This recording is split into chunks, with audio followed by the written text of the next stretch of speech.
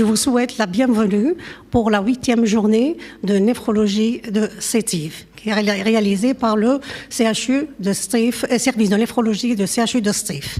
Je donne la parole à Monsieur Ryan, président de la Société de néphrologie. Bismillah ar-Rahman ar-Rahim. Merci, professeur Bahamida. J'ai à mes côtés, bien sûr, monsieur le doyen de Sétif, qui est là depuis très longtemps, qui est presque devenu le doyen des doyens, pas dans l'âge, mais dans la durée, au poste de doyen. À ma droite, monsieur le professeur Benabadji, que vous connaissez tous. Et donc, pour moi, c'est un honneur aujourd'hui d'être parmi la communauté néphrologique sétifienne. Comme vous le savez, depuis presque 30 ans, que la néphrologie, peut-être même plus, a démarré à Sétif, difficilement au début, mais actuellement on remarque, grâce à la qualité des travaux qui vont être présentés aujourd'hui, qu'elle a fait de grands pas et que maintenant c'est devenu il y a un grand service de néphrologie avec bien sûr plusieurs rangs magistraux. C'est une école aussi de formation pour les résidents. Donc on n'est plus inquiet comme avant pour la néphrologie à Sétif et à l'Est d'une façon générale. Alors, les journées de Sétif, je vois que c'est la 8e, donc c'est devenu une tradition. Donc, au nom de la Société algérienne de néphrologie, je vous souhaite la bienvenue et je remercie, bien sûr, l'ensemble des présents et surtout des organisateurs. Et je pense qu'on va passer la parole à Monsieur Benabadji. C'est avec un certain plaisir que je me retrouve aujourd'hui parmi vous, à l'occasion de ces 8e journées de néphrologie. J'ai l'habitude, avec M. Ryan, de venir dans cette ville. Personnellement, ça fait 50 ans que je suis en néphrologie. Ça fait 40 ans que je viens, depuis 40 ans que je viens à Sétif. Pour sensibiliser sur le problème néphrologique, ça fait 40 ans. On venait, M. Ryan et moi, en tant que maître assistant. Je pense autour de 1985. À l'époque, l'activité néphrologique de Sétif, c'était la dialyse. Beaucoup de malades de Sétif allaient en France, évacués en France. Il n'y avait pas beaucoup de dialyse en Algérie. Et on venait faire un travail de sensibilisation. Donc c'était l'activité de dialyse. À l'époque, les chefs de service de néphrologie, donc l'activité néphrologique, c'était la dialyse. Les premiers chefs de service avaient un peu de tout, sauf de la néphrologie. Il y avait même, à un moment donné, un responsable des maladies infectieuses, qui était le chef de service de la dialyse à Sétif. À un moment donné, il y avait un Français, coopérant militaire, docteur Babinet, de Sétif, qui venait. Et on travaillait beaucoup ensemble. Donc ça fait une quarantaine d'années. Aujourd'hui, le monde humain à Sétif s'est bien développé, il y a des universitaires, ça fait plaisir, ça fait plaisir. Je considère, pour ma part, en fonction de mon expérience, que la ville de Sétif est la deuxième ville importante d'Algérie.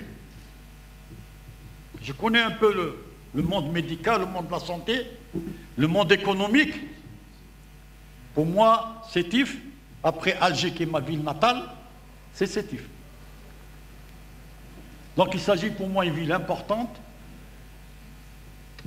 Sétif a connu la flamme de l'indépendance nationale, 8 mai 1945. J'espère qu'à l'avenir, elle connaîtra, et elle connaît déjà, un avenir néphrologique, utile et conquérant. Merci de votre attention.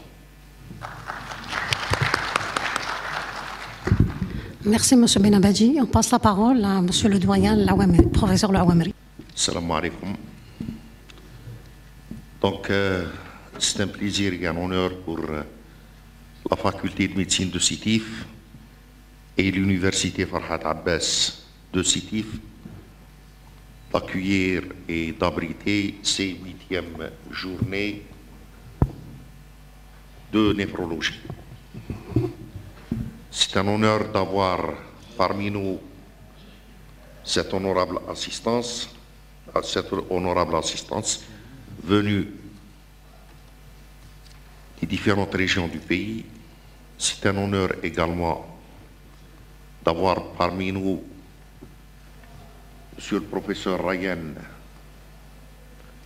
président de la Société algérienne de néphrologie, et mon collègue au titre de doyen, puisqu'il est doyen de la faculté de médecine de la Ouad. C'est un honneur particulier d'avoir parmi nous également le père de la néphrologie algérienne, professeur Benabadji. Si la discipline s'est développée à Sétif avec l'existence d'un service de néphrologie, un terrain de stage en matière d'enseignement postgradué avec des rangs magistraux, c'est grâce au soutien et à la collaboration considérable de ces deux personnes qui se trouvent à ma droite.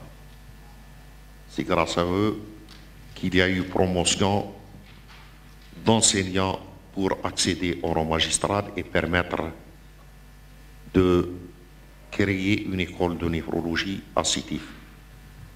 Je les en remercie très chaleureusement. Leur présence parmi nous est un critère de qualité des travaux de cette journée, qui sont à leur 8e édition, comme vient de le dire mon ami par Ryan. Cette durabilité est un critère de réussite. Je ne doute pas de la réussite des travaux de votre journée d'aujourd'hui. Qu'au nom de Monsieur le recteur de l'Université de Sétif, déclare ouvert et merci de votre attention. On commence la première séance avec professeur Djabla. Professeur Djabla par les particularités diagnostiques de la sarcoïdose en néphrologie. Merci de m'avoir accordé l'occasion pour parler aujourd'hui d'une pathologie rare mais grave qui est la sarcoïdose. Donc je commence par un petit rappel sur la sarcoïdose, des généralités. Donc la sarcoïdose est une maladie inflammatoire systémique granulomateuse d'éthiopathogénie mal connue et qui touche habituellement l'adulte jeune. Son diagnostic n'est pas facile, c'est un ensemble d'arguments cliniques, biologiques, radiologiques et histologiques. Donc on se base généralement sur la présence d'un granulome tuberculoïde non caséeux au niveau d'une localisation, que ce soit pulmonaire ou extra-pulmonaire. La localisation pleuropulmonaire est généralement la plus fréquente. L'atteinte rénale est une localisation extra-pulmonaire rare mais grave, car elle peut mettre le pronostic fonctionnel rénal en jeu et elle peut être fatale. Merci au professeur Djabla pour cette excellente présentation et je le remercie pour le respect du temps. Bonjour, mes chers collègues, bonjour. J'aurai le plaisir de vous présenter l'actualité du traitement de la néphropathie lupique. Comme vous le savez, la néphropathie lupique est une manifestation grave du lupus systémique et aussi fréquente. 20 à 50% des patients lupiques présenteront ou développeront cette complication, dont 10 à 30% développeront une insuffisance rénale chronique terminale au cours de leur suivi. Le traitement immunosuppresseur, qui est le traitement de fond, en induction, peut obtenir la rémission dans 30 à 80% des cas. De nouvelles thérapies ont été développées pour améliorer ce taux de rémission, dont les résultats ont été publiés ces 2 dernières années. en 2020-2022. Ces thérapies se basent sur la déplétion des lymphocytes P, sur l'inhibition de l'interféron alpha et des interleukines 17, et en plus ils ciblent les lymphocytes T. Donc ces thérapies ont été associées au traitement conventionnel pour améliorer à la fois le taux de rémission et permet aussi, en réduisant la dose et la durée d'exposition aux corticoïdes, permet de réduire les effets secondaires. Les formules d'estimation de DFJ basées sur la créatinine sérique sont la clairance urinaire UV sur P, les clairances les plus connues dans notre pratique courante, ce sont les formules de Cockcroft et Gold, MDRD, CKD, EPID et P. Un peu d'épidémiologie, c'est une maladie qui évolue dans le monde épidémique silencieux non contagieuse. Sa progression est de façon alarmante. Elle concerne des millions d'êtres humains autour du globe. Ou des maladies auto-immunes. Dans le reste des cas, elle est dite primitive et elle est due à des dépôts de complexes immuns sur la membrane basale glomérulaire. Son évolution est variable. Dans un tiers des cas, on peut avoir une rémission spontanée et dans 2 tiers des cas, on a soit un syndrome néphrotique persistant, soit l'évolution vers une insuffisance rénale terminale. Les cas d'IGO recommandent 6 mois de traitement symptomatique, puis une immunosuppression si pas de réponse. On n'a pas fait l'évolution ou bien c'était en instantané. Quand vous parlez de la fréquence de la néphropathie vasculaire, vous vous basez sur quoi? Sur la clinique? Sur les... Merci. C'est pas la première fois que je viens aux journées scientifiques de CETIF. Donc, ça fait plusieurs fois que je viens participer aux journées scientifiques de CETIF et je suis mes origines. Donc mes grands-parents sont de Sétif également, le nord de Sétif. Donc je viens pour vous présenter ici à Sétif ma petite expérience du CHU Parnay en matière de transplantation rénale. Prise en charge d'une insuffisance rénale post-injection de produits de contraste ou bien pour des avis chez des patients qui étaient à risque et qui doivent bénéficier d'un examen radiologique avec injection de produits de contraste. Et étaient néphrotoxiques par rapport au low, donc au bas, une osmolarité basse ou l'iso-osmolaire. Cependant, il faut faire attention pour le high osmolar ou le low osmolar, ils ont une osmolarité qui est supérieure à l'osmolarité plasmatique. Donc c'est pour cela que dans cette étude qui est publiée en 2003, donc, qui a intéressé 135 patients diabétiques en IRC subissant une artériographie, donc le iso-osmolaire était moins dangereux que le low osmolar. La transplantation rénale est un choix préféré des patients, comme vous le savez déjà. Elle nécessite, cette transplantation, un accompagnement du patient dès le dépôt du dossier médical en liste de transplantation. L'éducation thérapeutique est indispensable. Elle est multidisciplinaire, elle doit répondre aux exigences d'un patient et d'une maladie à risque. Et des situations à risque beaucoup plus. Qu'est-ce que c'est que l'éducation thérapeutique ou l'enseignement thérapeutique parfois? C'est un apprentissage.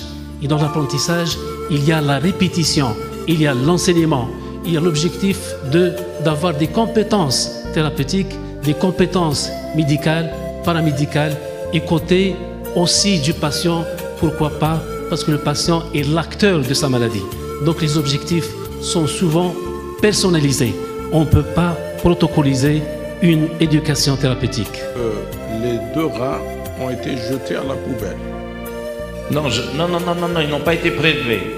Oui, mais c'est la même chose. Comment on fait un prélèvement? Non, c'est différent. Non, tu fais un prélèvement sur personne décédée. Tu fais de la publicité sur ça, alors que les néphrologues ont besoin pour leurs malades de ces 2 reins. Donc je ne comprends pas. Pourquoi on fait un prélèvement sur personne décédée où on ne prélève pas les 2 reins? Ils ont greffé le foie, M. Ryan. Oui, le foie, on ne sait pas. Paraît-il, il y a eu des complications. Bon. Cité dans les 2 diapositives, il y avait des malades greffés à l'étranger. Parmi les malades, la plupart qui ont été greffés à l'étranger, c'était des malades à partir de 20 cadavres. Il y a eu même un qui a été greffé à Cuba, qui est jusqu'à présent suivi par moi, M. Hamouj, M. Ryan, il est greffé à Cuba avec fonction rénale stable depuis 2008. Donc pour les cas d'urgence, donc on est confronté souvent avec les anesthésistes et les réanimateurs. Donc ils veulent à tout prix injecter le patient pour des angioscanners et ils nous disent donc on va dialyser après. Donc est-ce que le produit de contraste est dialysable ou pas? C'est juste pour ajuster notre attitude diagnostique ou thérapeutique après. Merci beaucoup. Alors pour ce qui est de l'hémodialyse, il a été clairement démontré que l'hémodialyse n'est pas nécessaire après l'injection du produit de contraste iodé, sauf bien sûr si le patient il fait une insuffisance rénale aiguë avec des critères de dialyse en urgence. Là, on peut reprendre le patient.